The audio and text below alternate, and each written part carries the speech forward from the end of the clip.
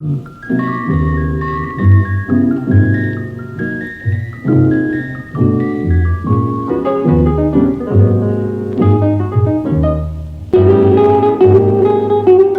this is Pat Freeman and my buddy Chris Stevenson. How you doing, Chris? What's going on, Patrick? What's going on, people out there? We are back here on the network again for a festive another installment of the network as we talk about the question must be asked in the black community.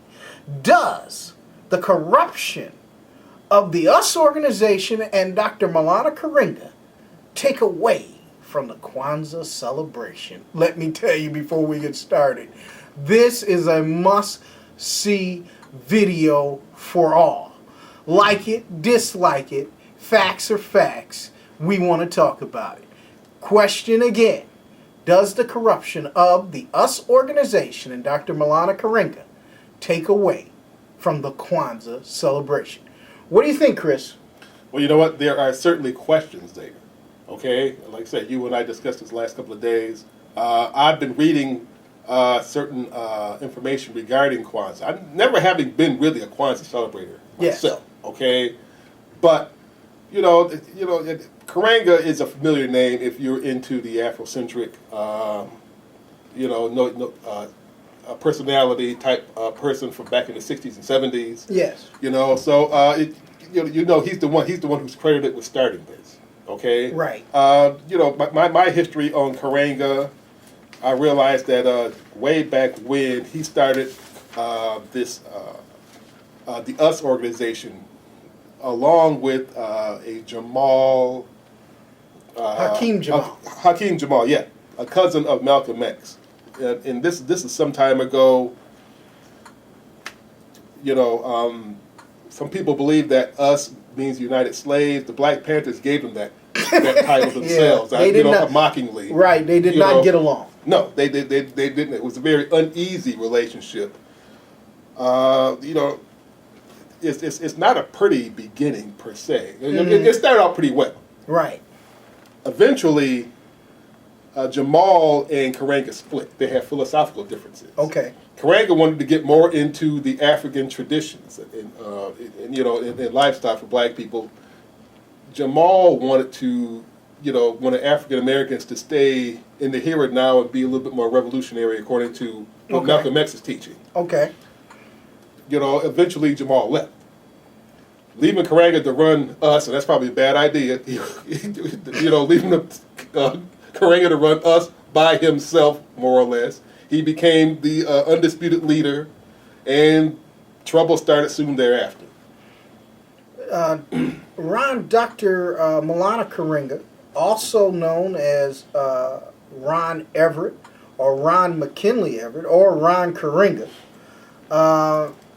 there were some controversial acts that he was involved with against the Black Panther Party as their dispute with one another grew during the 60s. Am I correct? Right. They started out as a circle of seven, like I said, and they became us, and then when they sought out the Panthers. Once they had this linkage to the Panthers, and it was them, it was the Panthers, it was also, SNCC was also involved also. Mm-hmm. FBI was looking at all three of those. They were the most popular, the best known black groups out there, with the Panthers leading the way, of course. Panthers were nationally known. Yes. US was very low profile. SNCC was nationally known also. US was more or less low profile, but they had some very significant people in there. Yes. All three of the groups competed for members. And eventually a very bad rivalry developed between the Panthers and us. Mm-hmm. And it resulted in deaths. Violence and death. And that was unfortunate. And this was around 1969. Right. Also, as the years went by, a lot of this was sparked by the FBI, and the FBI had a division, even more secret than COINTELPRO, that was assigned to go into us, infiltrate, and divide. Yes. And that's what they did. Letters were written. FBI started writing letters themselves under the names of either us or the Panthers. Mm-hmm. insulting or dissing the people, and this sparked a war between it because the recipient assumed that this was actually from that person, and hatreds developed from that. Now, when we look at SNCC, we look at the Black Panther Party, we look at the US Organization. SNCC and the Black Panther Party were known for making public stances against white police, white America during the 60s. What stances publicly were done by the US Organization? Do you know of any? All I know about us is that they made some stances against a couple of black women, beat the tar out of them, and like you say, I guess they got plugged into their midsection with Coke bottles. They got burned. One lady got burned in the face with a soldering iron, a hot soldering iron. There is nothing recorded regarding that I know of regarding us doing anything revolutionary. I mean, any grassroots ground revolutionary tactics going on. They didn't storm the federal building or anything like that. They didn't have any shootouts with police. There was no breakfast programs. There was no health care programs for them, like right. Like the Panthers had or whatever. They didn't try to get out there and get people to vote like SNCC did. They don't seem to be on record for doing any of those things. Many of the actions of the US Organization against the Panther Party, certainly we recognize COINTELPRO. Mm-hmm. But some of the things that they did have to be attributed to their leadership and their members. Am I correct? Yes. Eventually, that's what it gets down to. You can get misinformation from people, but you have to think. Okay? These intelligence organizations played on the weakness of black people. They knew black people were divided people in many ways anyway. They watched Malcolm and Martin not get along throughout the years, especially Malcolm making references to Martin, but Malcolm never made it physical. He never took it into war. He just expressed his own opinion. Here you had a situation where they were doing this, the FBI was doing this, mm-hmm. and the fact that they had to consign an agency that was even more secret than COINTELPRO mm-hmm. to infiltrate the Panthers and us means that they were a variable threat, and they knew, black groups of course are a threat anyway. Mm-hmm. We even see that today. Well, let's talk about the 1971 conviction of Ron McKinley Everett, or Ron Karenga, or Dr. Milana Karenga, mm-hmm. As he has three names. In 1971, Karenga was sentenced from 1 to 10 years in prison on counts of felonious assault and false imprisonment. One of his victims gave testimony of how Karenga and other men tortured her and another woman. The woman claimed to have been stripped, beaten with an electrical cord. Karenga's former wife, Brenda Lorraine Karenga, testified that she sat on the other woman's stomach while another man forced water into her mouth with a hose. On May 14th, an article in the Los Angeles Times described the testimony of one of the women, Deborah Jones, who had once was given the Swahili title of African Queen, and said that she and Gail Davis were whipped with an electrical cord, beaten with a karate baton after being ordered to remove their clothes. She testified that a hot soldering iron was placed in Miss Davis' mouth and placed against Miss Davis' face, that one of her own big toes was tightened in a vice. Karenga, the head of US, also put detergent and running hoses in their mouths, and they were also hit in the head with toasters. Well, unlikely treatment for a queen. Okay. So, and that's the thing. That's why authorities don't respect a lot of brothers when they get Afrocentric like this, and they do things like that. So I guess he was forgiven when he got prison. He was in prison for 4 years, and he wrote in his manifesto, mm-hmm. feminism and Pan-Africanism after committing these acts. I noticed that. Well, now he's a feminist. Well, you can become a lot of things once you're locked up. Okay, because you really can't do anything. All right, there's no women up for you out there. You know, having been locked up myself, and I've heard guys say, "Oh, I'm no longer an addict." Of course, you're not an addict anymore. Okay, I'm no longer an alcoholic. Of course, you're not an alcoholic anymore. You can't go down and walk to the liquor store anymore. You know, that's not a victory in terms of self-control. Right. Because you're locked up, you're behind bars. Right. And beyond those bars, there's a big giant gate outside. And beyond that, there's a guard posted 500 feet up in the stand with a big rifle. Okay? So there is no, I can do this and I'm reformed. No, you're not reformed. You're just locked up and you got no other choice. You know, you have to impress the parole officers. Okay? So this guy did some very vile things. But one thing about it, he was given an evaluation, a psychological evaluation. It shows here that the psych observed that this man now represents a picture which can be considered both paranoid and schizophrenic with hallucinations and illusions, inappropriate affect disorganization, and impaired contact with the environment. And so the psych also observed that Karenga talked to his blanket and imaginary people that he saw that nobody else saw, okay? And he even, he believed that he was being attacked by dive bombers, all right? So he was out there. He was out there, you know, so it wasn't just, what he did was evil, but the man was, for whatever reason, was not in his right mind. So, you know, like you said, you were talking to me, I think you told me a few days ago, he claimed to have been victimized by the CIA MK Ultra. Yeah, he thought he was a Manchurian candidate. Yeah, Manchurian candidate. He was some kind of candidate. Oh yeah, yeah. You know, but he had issues. He had issues. Let's talk about his the origin of Kwanzaa, and I am surprised in 2011 going into 2012 with the amount of consciousness that is allegedly in our community.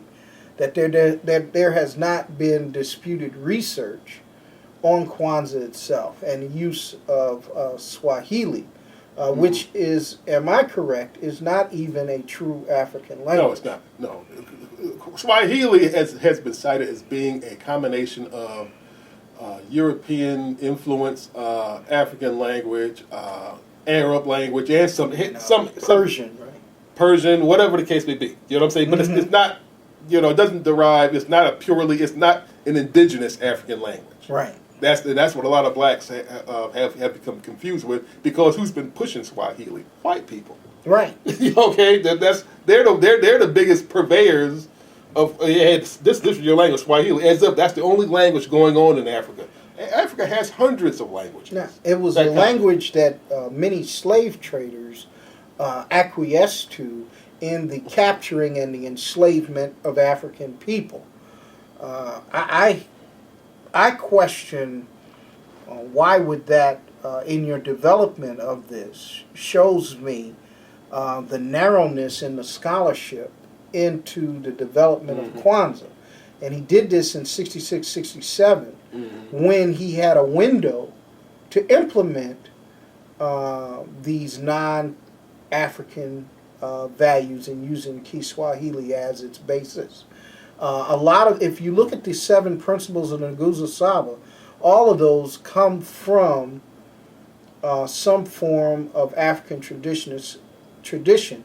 A lot of what he uses similar to the organization, the Siamese Liberation Army, and their 7 principles of the Cobra. Now that's my first time hearing that. That's very interesting. You know, and it's the SLA is really one of those Panther Associate, white Panther Associate groups or whatever. You know, just like there was several other ones. You know, the Zebras, Zebra Killers, or another one. You know, there was. These are white people trying to be cool, young white kids trying to be cool. The Panthers say, well, you can't join. Okay, we're going to form our own group. All right, and they went out and did some strange stuff. Okay, kidnapping people, robbing banks, and all this. But you got to be careful. You know, it's now we have now reached a point where we have Kwanzaa. Okay, like you talk about the 7 principles. It sounds like good principles. Oh, all it right? is. They're very, you know, very like good. it was Principle 5 was yesterday, wasn't it? What Yamoja, whatever. That has to do with business, independent.